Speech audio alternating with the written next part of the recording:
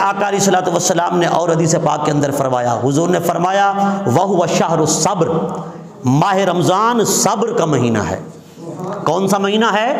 فرمایا ماہ رمضان المبارک صبر کا مہینہ ہے۔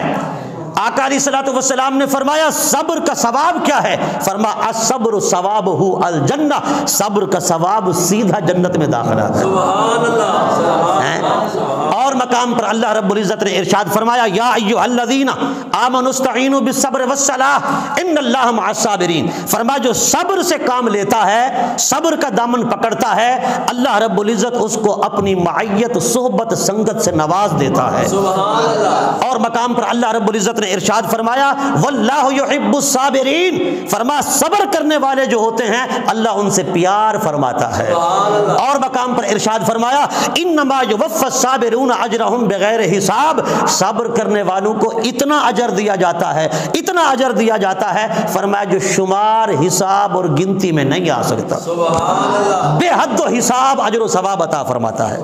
حضرات گرامی، صبر کا مہینہ ہے، چونکہ اس مہینے کے اندر بندہ اللہ رب العزت کی عبادت پر صبر فرماتا ہے، عبادت پر، روزے پر، تراویح پر، نوافل پر، ذکر و فکر پر، عبادت و ریاضت پر، جو معمولات ہیں رمضان المبارک کے، ان پر استقامت اختیار کرنا، ان پر مداومت اختیار کرنا، ان پر ہمیشگی اختیار کرنا، ثابت قدمی اختیار کرنا، یہ صبر ہے۔